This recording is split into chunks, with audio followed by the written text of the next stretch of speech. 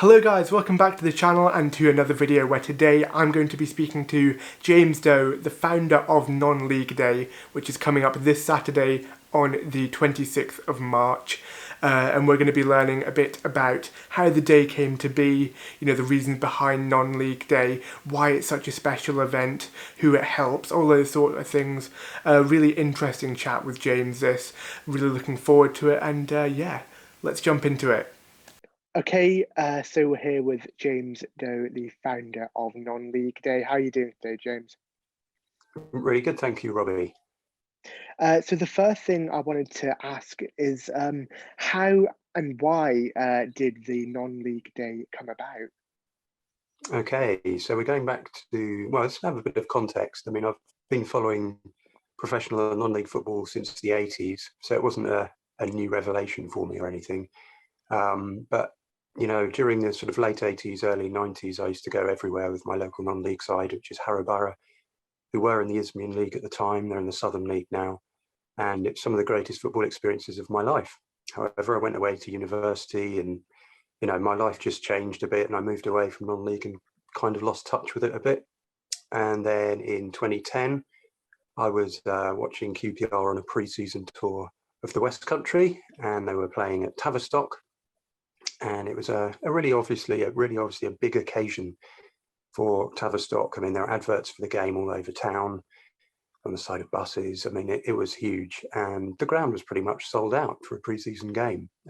Neil Warnock has this sort of, I think, tradition of taking all his clubs, whoever he manages, down to the West Country for pre-season. So he was well used to doing it, and he's very comfortable with it. Say the ground was packed to the rafters, and we were made to feel really, really welcome. It was a really enjoyable evening, and just sort of rekindled my love and interest in the non-league game from that point. A couple of weeks later, I went to watch Harrow in another game, might have been pre-season, I can't remember.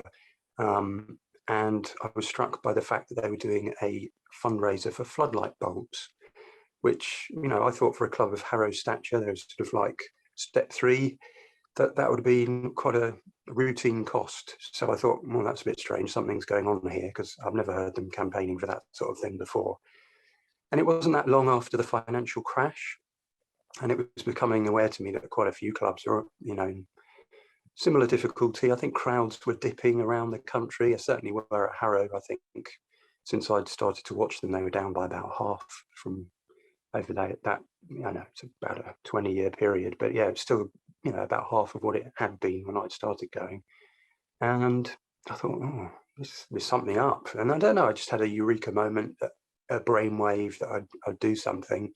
And I noticed there was an international break coming up about 6 weeks later, when all the big clubs are without games. And I thought, well, those fans that will be washing about, they won't have a game to go to, because England weren't playing actually on the day. They were playing on the Friday night, I think, in Bulgaria, I think. And I thought, maybe I've got this opportunity to try and get people to go and watch non-league football, that, there's this chance they'll be in the spotlight. Again, there'll be lots of potentially media interest, because there'll be no games to cover in the top divisions. So maybe the media will buy into it. So I just invented, an event on Facebook, just sent it to a few friends, kind of as a laugh, really, just to try and get them to go and watch some local clubs.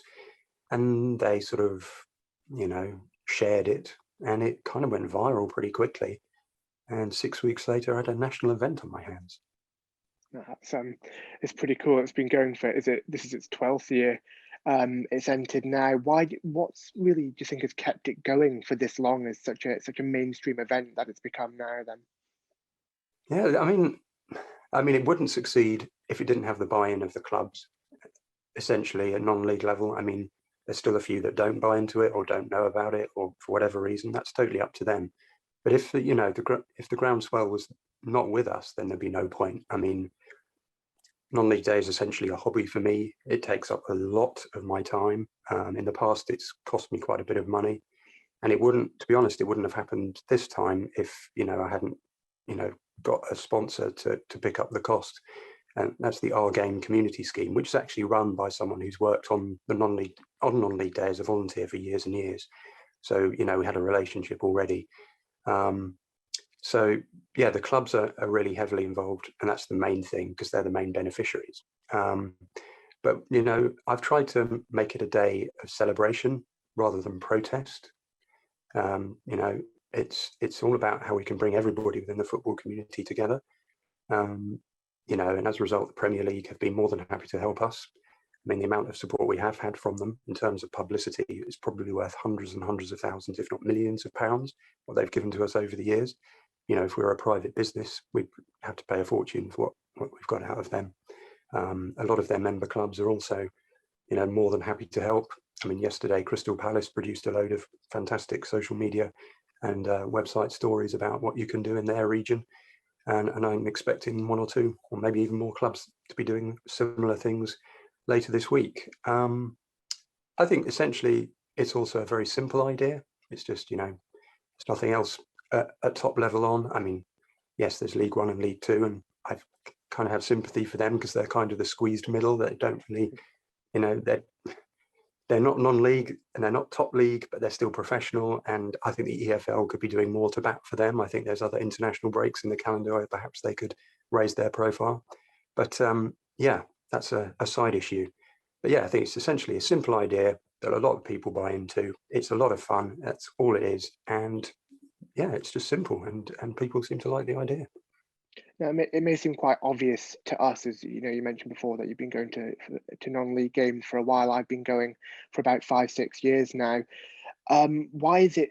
Do you think it's so important for people who don't attend non-league or don't do it regularly to sort of get out there and watch their local team, not just on Saturday coming the 26th on non-league day, but going forward and regularly, and going and helping out their non-league teams and watching them week in, week out, if not when they can? Yeah, I mean, the main difference, I think, between the really biggest clubs in the land and the ones at our level is that every pound really counts. So you might think, oh, if I go 1 week, it won't really make a difference or not. But, an extra £10 in the coffers can make a big deal. An extra 10 people on Saturday, for example, could cover the costs of the referee. These things are huge. The cost of putting on a football match, even at a fairly low level, is considerable. I don't know if anyone watching this has run a grassroots team, just like an office side or something like that. If you do it properly through the FA and all the rest of it, pitch hire and all the rest of it costs a lot of money. So if you go to watch a non-league game when you can, you will help them cover these costs. If you don't go, the money you are putting in will be missed. Whereas, perhaps at the top level, that's not quite the case. But this is not about knocking what goes on at the Premier League or Champions League level. This is about, you can make a difference. Talking about perhaps getting more involved with non-league clubs, I mean, as it's been mentioned, volunteers are what keep non-league clubs going. And if you're someone, a young person looking for work experience, or someone maybe, trying to build their CV, if you're later in life and you want to build some new skills, get some new skills, non-league clubs offer a superb opportunity to do this in a fun environment. If you're interested exactly in football, this is the place to do it. Right. That's, okay. That's exactly how I got into it, was volunteering for my local side. So yeah, I completely echo that. Yeah. So yeah, the opportunities are there. I mean, so as a volunteer, there are opportunities, and just as a fan, you can have it's a great afternoon, and it's affordable and accessible, which accessibility is the key word for me with non-league football. We've seen attendances at non-league level increase dramatically since fans were allowed back into stadiums last year. Does that need to? Do you think an event like this will help that go up even more, and sort of keep that upward trajectory?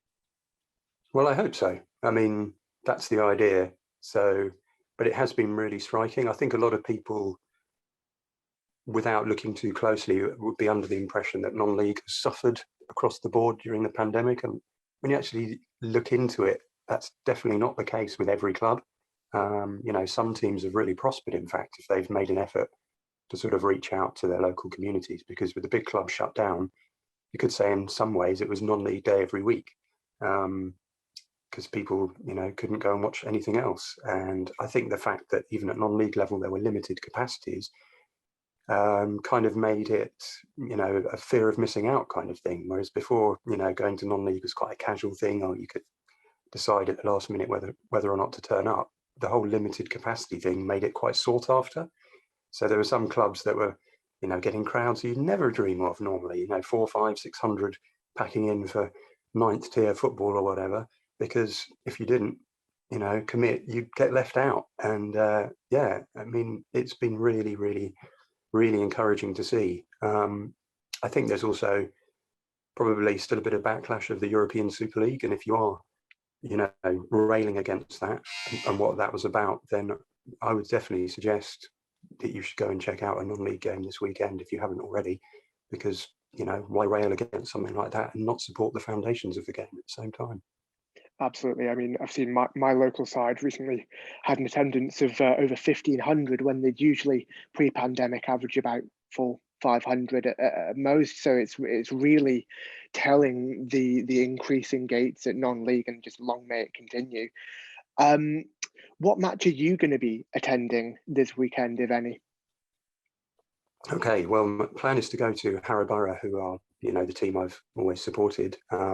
They're really going for it this year. I mean, what's quite interesting is they've sort of taken on, or one of their volunteers has really stepped up to become like an outreach officer in the last month or two, and because it really needed it. As I was saying, crowds had dropped off quite a bit, and he's invested a lot of time and effort into sort of really trying to start growing the fan base. I mean, we had a sort of a schools outreach day 2 or 3 weeks ago, which was really successful. About 150 kids turned up, and they got to see an absolutely thrilling game where we sort of came from 2-0 down against one of the title challengers to win right at the death. So the atmosphere was amazing. It's nothing I've seen there for a long time. So I'll be going to Harrow Borough, where they'll be playing Merthyr Town. So it's a kind of European tie, the Welsh team coming in. So that's quite exciting. And so yes, there's going to be lots of deals there. I mean, they brought the kickoff forward to 2:00 specifically because of England are playing Switzerland at Wembley in the vicinity. So it's not far away. So the idea is that they're going to try and get fans, well, they're giving cheap rates to ticket holders for that game, as well as, Premier League and EFL season ticket holders and all the rest of it. So I really hope they'll get the crowd they deserve, because they play at a high level. They get, not nearly as many as they should. They've got a striker who's on for 40 goals this season. Yeah. So there's talent in that squad. Yeah, and there's talent all over non-league as well, which people would discover if they go down and watch their local side. That there's plenty of superb players down at every level and every step.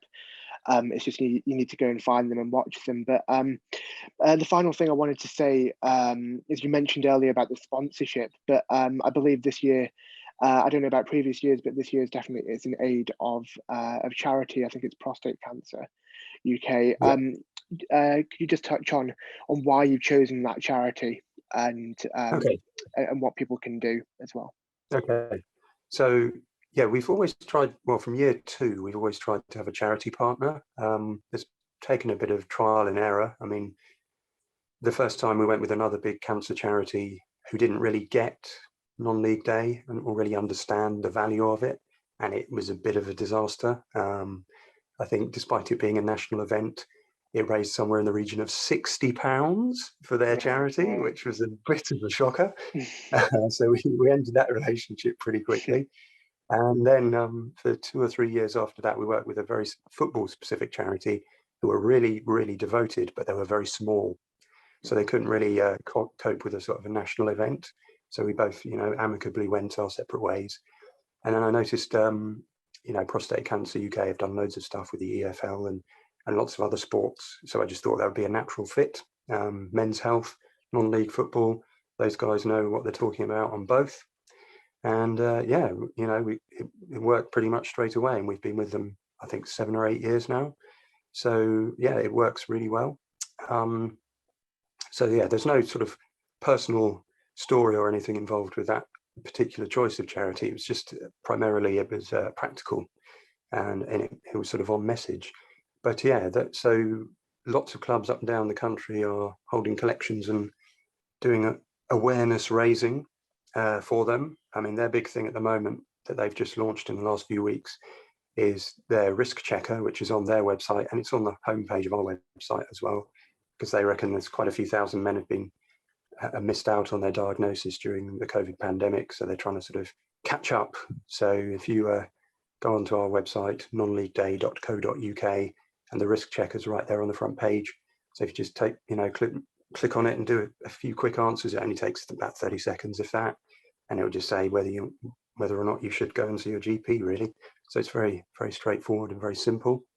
And yeah, there are lots of clubs doing lots of great stuff around the country. I mean, the charitable side of it is important for me, but it's not all about our chosen charity. I mean, lots of clubs do their own thing and they work with local charities, or have things that are really dear to them, and that's really important as well. I'm more than happy for them to do that, because I believe the non-league community is big, and we can have a really good positive impact on our local communities on this day and year round. I mean, at Harrow on Saturday we're collecting for the local hospice, so which is a big thing in that area, so that's great. And also on the sort of charitable side of things, we work most years, and this year is no different, with Kick It Out, which many people might not realise is a charity. It's not a business, and it's it's quite small and requires a lot of help to keep it going. And it's a privilege for us to be able to work with them and help to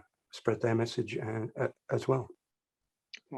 A great cause there, and it should be a great day as well, this coming Saturday, the 26th of March, which is non-league day, as we've discussed. But James, thank you for your time. I hope the event goes well. Lots of money raised for charity, lots of money raised for non-league clubs, and lots of awareness raised for both as well. But yeah, thank you for your time, and wish you all the best, and yeah, hope Saturday goes to plan for your team as well. Thank you very much, Robbie. Thank you. Thanks for chatting to me. So there you have it, guys. That was the interview with James Doe, the founder of Non-League Day, where we talked all about Non-League Day, how it came to be, the history, all that stuff that I mentioned in the introduction. A great interview. I hope you enjoyed it, and I hope it's really urged you on to go and support your local non-league team if you don't already this weekend. You don't know how much it would help going down to support your local non-league side, buying a pint, buying a pie, buying a programme. All these things are massive helps to your local side, helping them survive and function week to week.